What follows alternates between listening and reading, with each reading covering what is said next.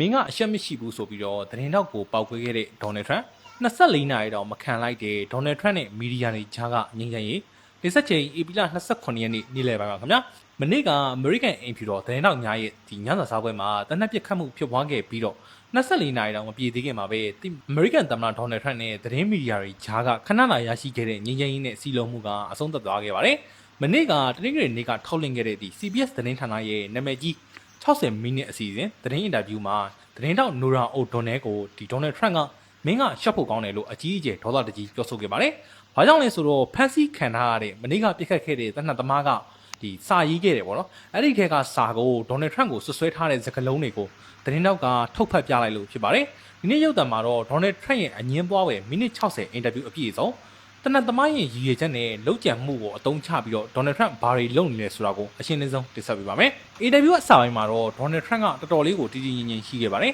။သတင်းတောက်ကပြစ်ခတ်မှုဖြစ်ချိန်မှာဘလောက်များစိုးရိမ်ထိတ်လန့်လဲလို့မေးခဲ့တဲ့အခါမှာထရန့်က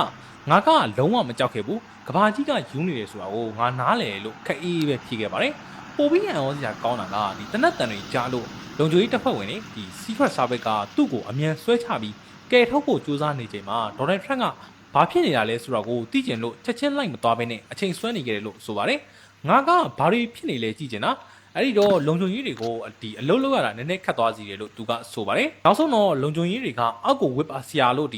ီအချိန်ချင်းတောင်းဆိုမှသာသူ့အမျိုးသမီးမဲလန်နီယာနဲ့အတူကျမ်းမြေမော်ကိုဝစ်ချလိုက်တာလို့ဒေါ်နယ်ထရန့်ကပြန်ပြီးပြောပါတယ်။ဒါပေမဲ့အင်တာဗျူးရဲ့အခြေအနေတွေကရုတ်တရက်ကြီးတင်းမာသွားပါတယ်။ဒီမေးတဲ့သတင်းတောက်ကတနတ်သမားကိုအလန်ကြီးခဲ့တဲ့ဒီစာဖတ်ပြခဲ့ပါတယ်။အဲ့ဒီစာထဲမှာငါလက်တွေကိုကလေးတငယ်လိမ်ပိုင်းဆိုင်ရာအလွဲသုံးစားလုပ်သူဘယ်လိုဖိုင်းမရင်းကောသစ္စာဖောက်တယောက်ရဲ့ရာဇဝတ်မှုတွေနဲ့ထပ်ပြီးအပေချံမခံနိုင်ဘူးလို့ဒီတနတ်သမားကသူဒီအဖမ်းမခံရခင်တည်းကကြိုပြီးတော့ရေးထားခဲ့ပါတယ်။အဲ့ဒီစာဖတ်ပြတဲ့အတန်လဲကြာရောဒေါ်နယ်ထရန့်ကအကြီးအကျယ်ပေါက်ကွဲပါတော့တယ်။မင်းတို့ကတကယ့်ကိုဆိုးရွားရုံမာတဲ့လူတွေပဲ။ငါမရင်းကောင်မဟုတ်ဘူး။ဘယ်သူကမှမရင်းမကျင့်ခဲ့ဘူး။ကလေးသက်အတင်ငယ်အလွဲသုံးစားလုပ်သူပရိုဖိုင်းလည်းမဟုတ်ဘူးလို့ဒေါသတကြီးတုံ့ပြန်ခဲ့ပါတယ်။ဒေါ်နယ်ထရန့်ကဒီဆိုးဆွဲချက်ကနမကြီးလိမ်ပိုင်းဆိုင်ရာရာဇဝတ်ကောင်ဂျက်ဖရီအက်စတိတ်နဲ့သူ့ကိုပတ်သက်တယ်လို့တွယ်ဝိုက်ဆွဆွဲတာလို့ယူဆပြီးတော့အကြီးအကျယ်ဒေါသထွက်ခဲ့တာပါ။အဲ့ဒီကိစ္စတွေကငါနဲ့ဘာမှမဆိုင်ဘူး။ငါမှအပြစ်မရှိဘူးလို့ဒေါ်နယ်ထရန့်ကကာကွယ်ခဲ့ပါတယ်။သတင်းတောက်ကဒါကသူမရဲ့စကားမဟုတ်ဘဲနဲ့ဒီမနေ့ကပြစ်ခတ်ခဲ့တဲ့တနတ်သမားရဲ့စကားတွေပါလို့ရှင်းပြပေမဲ့ဒေါ်နယ်ထရန့်ကလုံးဝလက်မခံပါဘူး